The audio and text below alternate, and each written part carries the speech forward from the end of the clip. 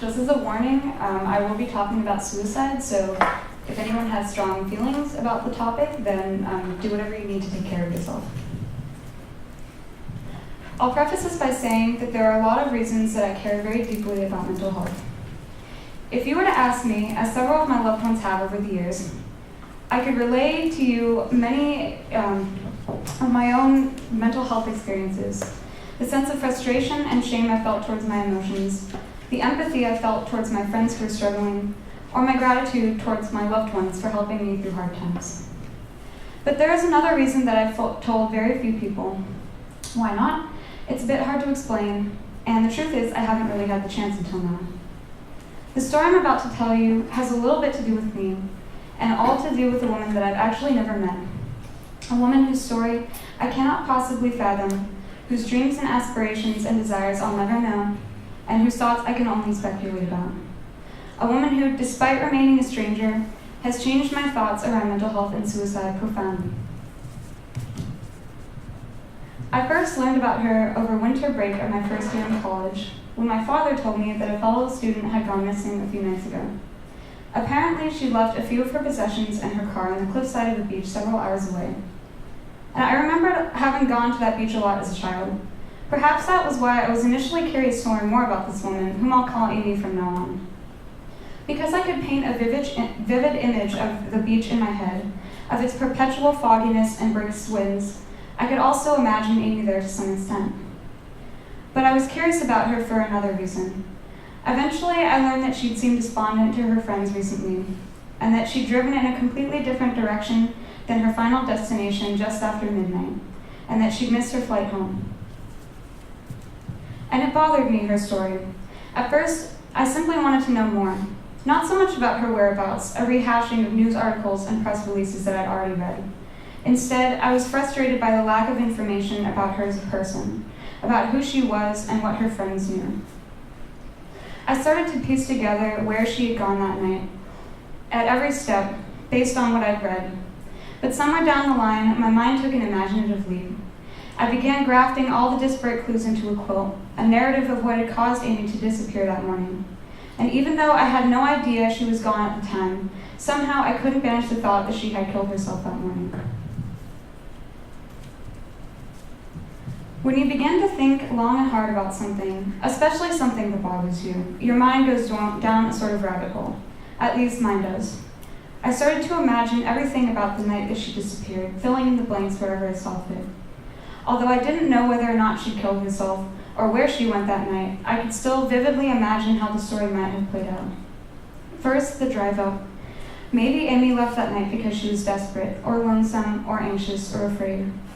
Perhaps she left for the first beach because it was a place she knew very well, like me. Or perhaps she simply changed her mind and turned around. All I know is that she would have had to drive through an expansive stretch of grassy hills and forest, in pitch darkness, before even reaching the lighthouse near the beach. There were no street lamps lining the lonesome road. And apparently a storm was also raging that night. She must not have been able to see anything as she wound up and down the road, traveling across lengths before finally reaching the beach.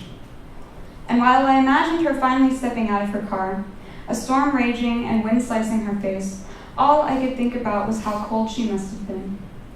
The sea breeze on the northern Californian coast is sharp and biting even in the summertime, and she weighed less than 100 pounds.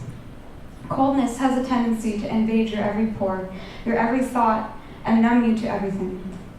I thought of how freezing she must have been, and so small to be fighting such a bitter coldness. And then I thought about the water. The ocean at night is terrifying.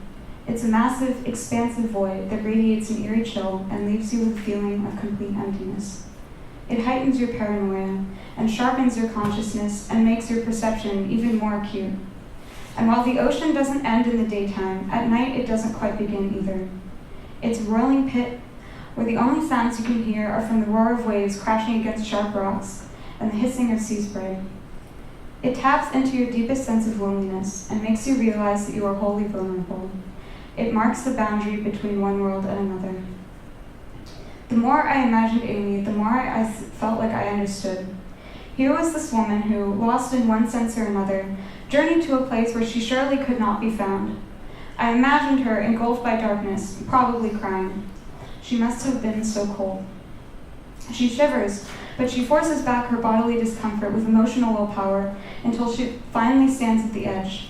She has two choices, either turn back or end there. And then it hit me. There was nothing in front of Amy but an angry sea spitting in her face, and yet there may not have been anything behind her either. I remembered nights, years ago, when I was deeply unhappy. I, too, stole off from my home in the night because I wanted to be as alone as I felt. But somehow, every step I took towards the unknown stripped some of my brashness away, and I began to question myself. As I looked around at my surroundings, I wondered where I was going. I began to miss my parents and my home. I knew what had driven me away. It was my anger and my sadness and the need to escape something within myself, that to escape the trapped feeling of crying in my bedroom night after night. But when I went into the blackness, I knew something was there for me when I got back. I might still feel just as miserable, but I would not be forgotten. Unlike me, Amy must have felt overwhelmingly forgotten, standing at the edge of a soulless abyss and thinking she had nothing to lose by falling in it. Something in her mind must have festered, causing her to doubt her adequacy and question her worthiness to live. She might have realized that nobody was around her or knew where she'd gone, that nobody knew to look for her there, behind all those black hills, that she was 50 miles from her apartment and thousands from her hometown, and that perhaps she was alone in the world. In a way, I felt close to Amy because I could imagine a tiny sliver of her pain. I could conjure the rawness and the staggering terror of her aloneness, even though I cannot imagine how much suffering she must have gone through to think that death was her only way out. That night, I also remembered the fear that I felt when my best friend told me that she too wanted to die, and for the first time, I thought she might. It was also stormy that night. And I remembered the number of times my loved ones had told me that they felt worthless and hopeless and trapped and alone. And I remembered that they felt that there was no way out either. But most of all, I was horrified by what I couldn't understand about Amy. I felt several times in my life that I was stuck, despite all my privileges and my loved ones and my opportunities. And I've also wondered when my own sadness would stop after plaguing me in my sleep and during class and in my interactions with others for months. And yet I saw another way out, always, and I didn't want to die. Every few days or so, I checked the internet to see if any progress had been made on Amy's case. Eventually, it became every week or so, and then whenever the thought of her flickered into my mind, sitting in the parking lot or the library. Amy's remains were found a few months later at the base of the cliff where she was last seen. And I felt, thinking about her experience, that it was such a cruel injustice that she had felt so trapped every minute of every day. I thought of how many people spend their days waiting for the day when their pain would end. People who feel they've exhausted their options, who feel deeply burdensome to their loved ones, and have had to hide their pain for months or years, and in a moment of impulse, perhaps feel compelled to make the same decision that Amy might have. Why must anyone feel this way? It became the most hideous thing I could imagine the more I contemplated it, something that no one should have to go through. In a way, I'd never thought about getting involved in the mental health community formally until I read bits and pieces of Amy's story. Because at the time, I treated my own negative emotions as something to feel humiliated and ashamed of. They were something I, like many and most other people, wanted to escape. But after that night on, I could not think of anything more important than using what little experience I had to help others, even just one person, to realize that they were not as alone as Amy must have felt. And I urge you to remember that there is still a life for you if you are feeling suicidal or depressed, and to also find some form of support if you can. Because while you may have heard this before, and maybe that doesn't make any of your pain go away, there are people out there who care about you. And all those care, myself included, know that you are meant to be here, perhaps without even knowing your name.